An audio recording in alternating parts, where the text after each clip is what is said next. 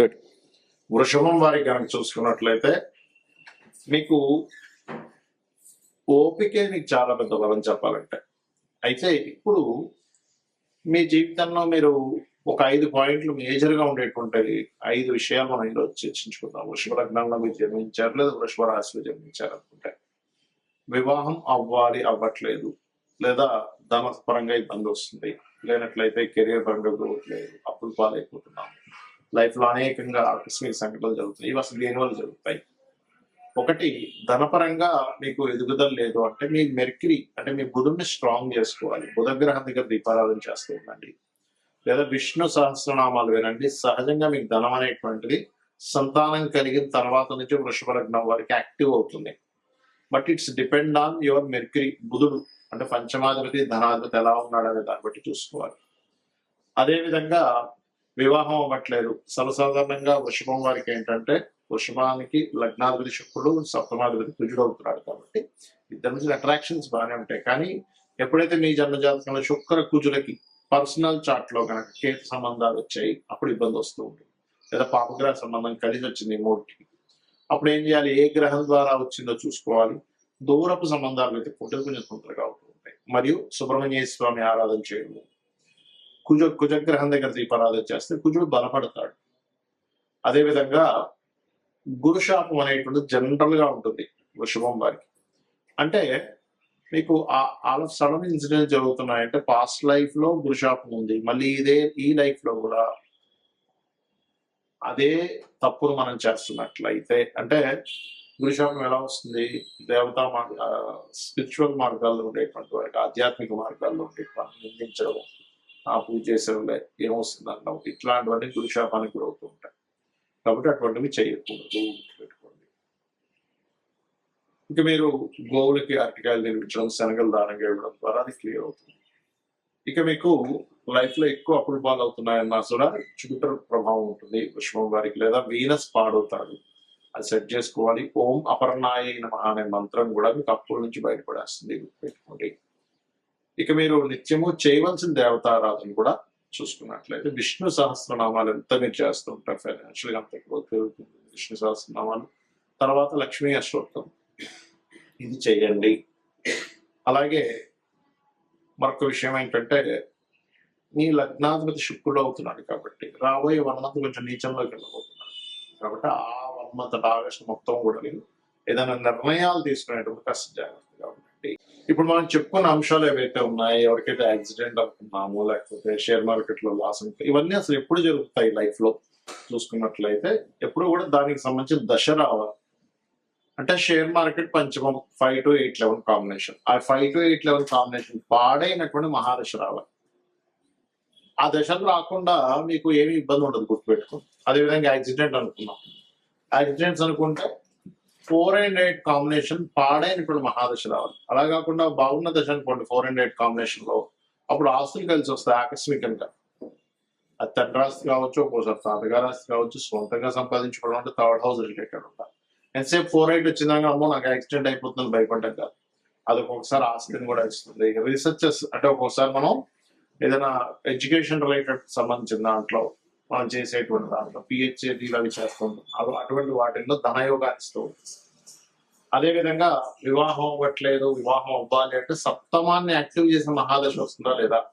ఒక్కోసారి సప్తమాన్ని డీయాక్టివ్ చేసే మహాదశలు వస్తుంది, అంటే 6వ అధిపతి మహాదశ.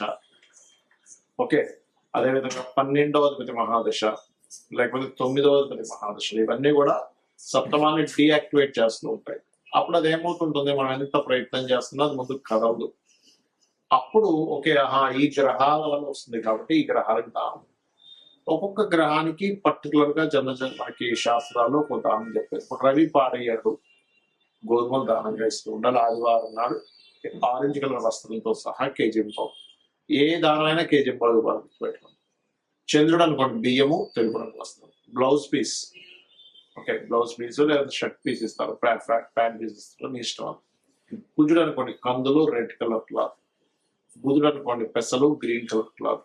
ఒకవేళ గురువు పాడయ్యాడు మీ జన్మజాతకంలో, ఆ గురువే మీకు అక్కడ మహాదశనాథుడయ్యాడు, అంతర్దశనాథుడయ్యాడు, ఒక్కొక్కసారి మీ యొక్క విషయాన్ని అపురూపంలోకో లేకపోతే వివాహం దానికి వెళ్ళే విషయంలోనో సంపాదన సరిగ్గా లేని విషయాలకు అది కనెక్ట్ అయింది.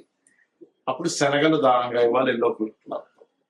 శుక్రుడు పాడయ్యాడు అనుకున్నదా మీ జన్మజాతకం, బొబ్బర్లు తెలుపు రంగు వస్త్రము దానంగా ఇవ్వాలి. శని అనుకోండి నువ్వులు and blue colour cloth, Rahu అయితే మినువులు సిమెంట్ కలర్ క్లాత్, కేతు అయితే ఉలవలు మల్టీ కలర్ క్లాత్. అయితే ఎప్పుడు కూడా చాలా మంది దానం ఇచ్చేటువంటి విషయాల్లో కూడా ఏమంటే మేము ఆలయానికి వెళ్ళి అక్కడ ఒక మూలను పెట్టేసి వెళ్ళిపోతాము అంటూ ఉంటారు. అలా మీరు కనుక మూలను పెట్టేసి వెళ్ళిపోతే అది దానం కిందకి రాదు.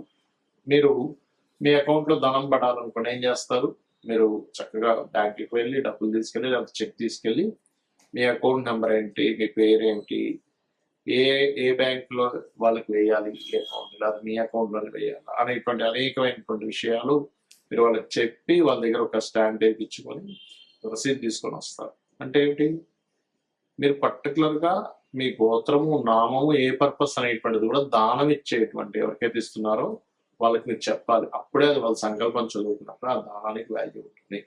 సరే గోవులు మనకి దానం ఇవ్వడానికి సరైన పర్సన్స్ దొరకట్లేదు, గోవుకు తినిపించవచ్చా, ఖచ్చితంగా తినిపించవచ్చు. అయితే నువ్వులు తినిపించకూడదు, అది ఏదైనా ప్రెగ్నెన్సీతో ఉందంటే అది మనకి మిస్క్యారేజ్ అవుతుంది, అది మళ్ళీ పాపం పుణ్యం కాస్త.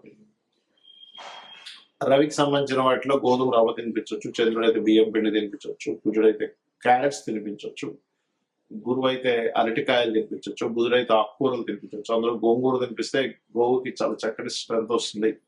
శుక్రుడైతే తీన్ చపాతీలు తినిపించవచ్చు, శని అయితే బెల్లం తినిపించవచ్చు, రాహు అయితే అదే బెల్లము ఉండలు 4 చేసి తినిపించవచ్చు, కేతు అయితే గ్రాసులు తినిపించవచ్చు. ఈ రకంగా ఒక్కొక్క గ్రహాన్ని బట్టి మనం వెంటనే ఈ ధాన్యాలు తీసుకొని దాన్ని తినిపించాం కదా.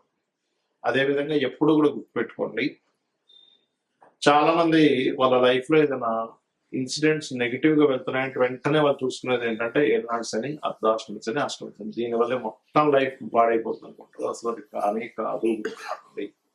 అది కేవలం మీకు స్లో మందుడు అంటారు జ్యోతిషాస్త్రంలో. సినిమా శనిచ్చర, శని అంటే అర్థం ఏంటంటే స్లో మూమెంట్.